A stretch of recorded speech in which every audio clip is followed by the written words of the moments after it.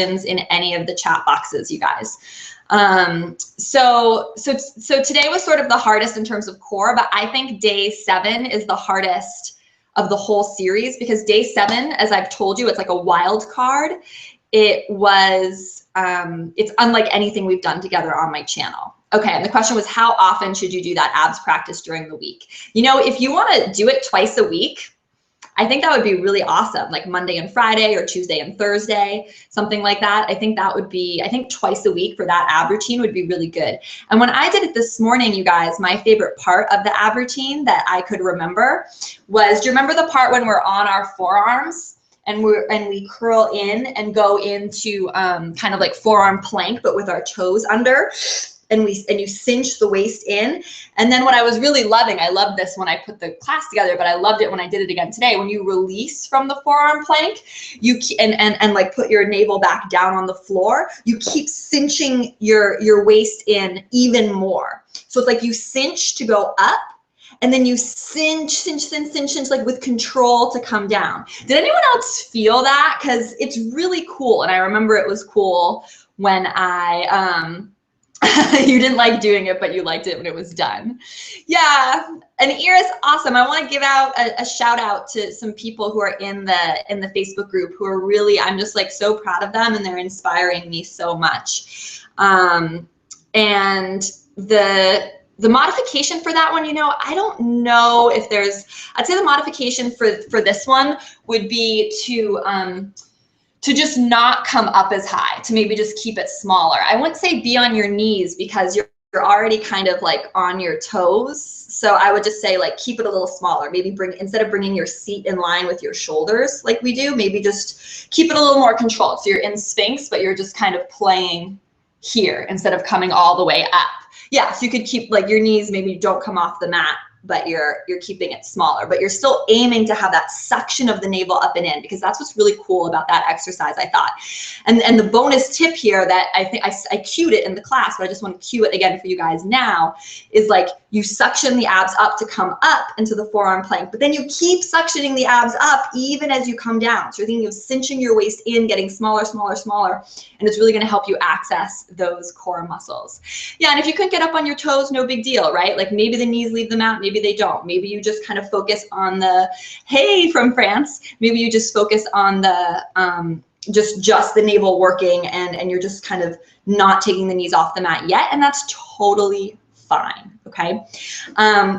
So shout outs in the Facebook group. Yoga Hacks Community is our Facebook group, yogahackscommunity.com. So if you haven't joined, you want to make sure to join us there. It's incredibly supportive, incredible place to work on your practice and just connect with everyone who's doing the challenge. It's so motivating. And today on day 2, I really wanted to give some shout outs to people in that group who have just really inspired me so much. And you guys know who you are, but there's been a couple people who have been sick during the challenge. They have not been feeling well because of illnesses that they are dealing with. Thank you for putting the URL in.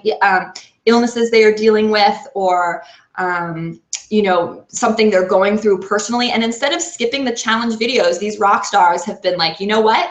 I'm just going to do child's pose, or they pull a different video on YouTube. I always suggest alternates in the Detox Challenge emails, so alternate classes you can do. And they might do a yin or restorative class instead of the assigned detox class. And I want you people to know that are doing that, like, you are so on board with this challenge. You are so completely in sync with all of us who are moving through it, because this isn't about doing the exact class that's assigned. This is about releasing something and coming to your mat for 8 days in a row, no matter what. So if you need to switch out one of the detox classes for a yin class, or you need to take care of yourself in some way, yeah, people are saying the group is awesome, and it is. Thank you, Jen Hall. You're a huge reason it is. That I want you to know that this is all about modifying your practice, and really, and like, you know, I want you guys to feel empowered to do that. Yeah, and it makes me so happy when I do see people doing that and reporting that they're doing that, and reporting that as a victory, because that is a victory. That is what this is all about. Yeah, so you could do the cold and flu video I have on YouTube instead of the abs one. Exactly. Or you could just come to child's pose and do a personal practice and not follow in with anything. And okay, so Alex or someone says they heard there's a Kundalini practice. Yes. You need to get through the challenge, but towards the end, there is some crazy Kundalini insanity coming up. And I think that's going to be the hardest class for a lot of people, just because as a group, at least on my channel, we're not used to doing that kind of thing. So I'm hoping you guys are going to keep an open mind. And when we get to that day, really embrace it and just go all in and just trust the yoga, trust the practice. Okay, so who has any other specific questions? Yeah, people are curious. It's exciting. And there will definitely be more challenges after this one. I am already planning the next one. So if you guys have requests, questions, I want you to put them in the private Facebook group. So make sure to go to Yoga Hacks Community, yoga, HACKS community.com. And you know, the big thing I like to know is what length classes you guys like. That when I got feedback on the 18-day challenge, the people told me they really liked the 30-minute class that incorporated meditation. So for 8-day detox, I decided to make sure all the classes were 30 minutes. But make sure to let me know in the Facebook group you know, what your preference is. Do you like 30-minute? And for the detox challenge, it's cool, guys, because remember that the weekend classes are going to be 45 to 50 minutes. So I planned it out. So if you're doing it with us, if you started on Monday, you're going to get the hour-long classes on the weekend. Exactly. Perfect. So this seems like it's a good combo for people, having like mainly 30 minutes, but longer classes on the weekend. And again, if you're starting the challenge late, like, don't worry. You can mix up the days, you can adjust. My biggest message for everyone is to personalize your practice. This is about you. Yoga is a tool to take care of yourself. So you want to make sure to switch it up and you know, take care of yourself by doing the practice that's right for you. And yeah, Georgiana says she likes the classes in the morning that are 30 minutes. And I kind of personally agree. I think that 30-minute morning practice, especially if it can include a little bit of meditation, is sort of perfect. And then yeah, longer on the weekend works as well.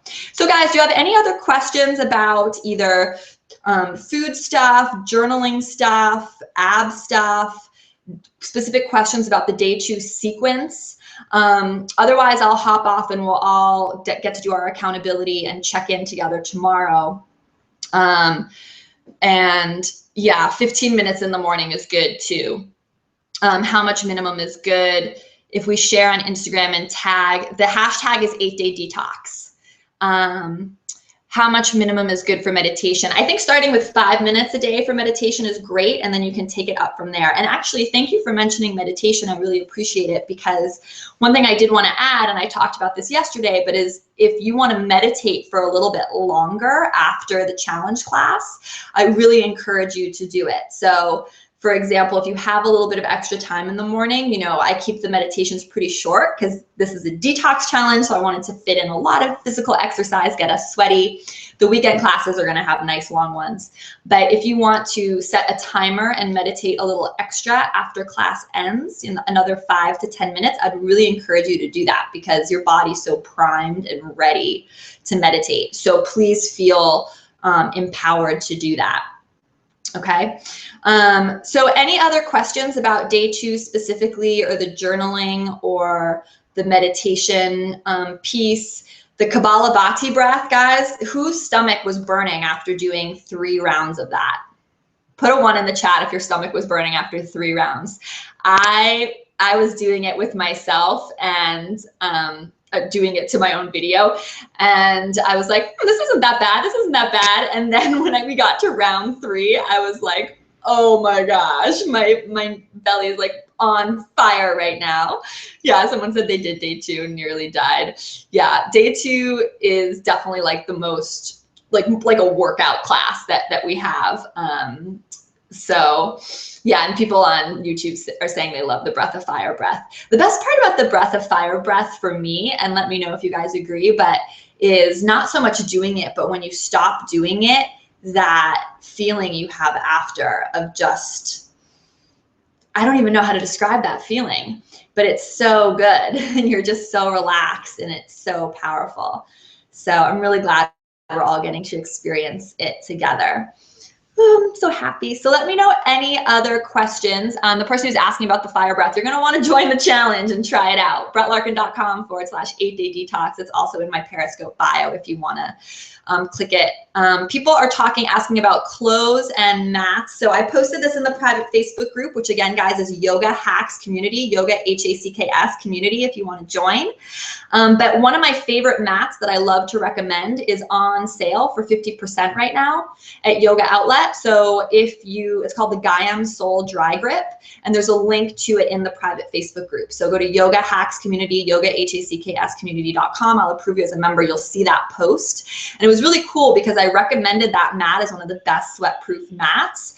And in the Facebook group, oh, someone here said they bought it. In the Facebook group, like a bunch of people were like, yeah, I bought it and it's amazing and it is highly recommended. And I think it's like $30 or something right now online, as opposed to 60 or 70, which it usually is. So people who are wanting a new mat, like this, snap that one up. Because if I were you and I saw that one on sale, I would be pretty excited.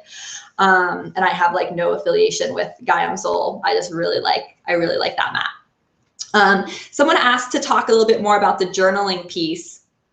And for clothes, you know, Lululemon's expensive, but they're good. Otherwise, Athleta is cheaper than Lululemon, and they have both girl and guy clothes. And Jen Hall said it was your top pick, and you got the Manduka Pro instead. Yeah, there are a lot of good mats out there, guys. And, you know, we love to nerd out about mats and clothes in our community just because it's fun. But the journaling piece, I'd really encourage whoever asked about the journaling piece to make sure to try to catch the replay from yesterday's scope if it's still up. You can also go to my YouTube channel, Brett Larkin, or YouTube/BrettLarkinYoga. Just Google Brett Larkin Yoga. You'll find it. We talked a lot about that, and I talk a lot about it in the intro video as well. And the replays from these scopes are also on YouTube. So if you watch yesterday, day 1, and I think I put in the replay like the minute and number where we talk about each topic. So yeah, and guys, you don't need fancy yoga clothes to do yoga. You can do yoga. You're welcome. You can do yoga in pajamas. You can do yoga in sweats. I very much often do that when I'm at my house. And yeah, I love what Georgiana just put on Facebook. She said that she feels every cell in her body after doing that Kundalini, the breath of fire. And I think that's a good way to describe it.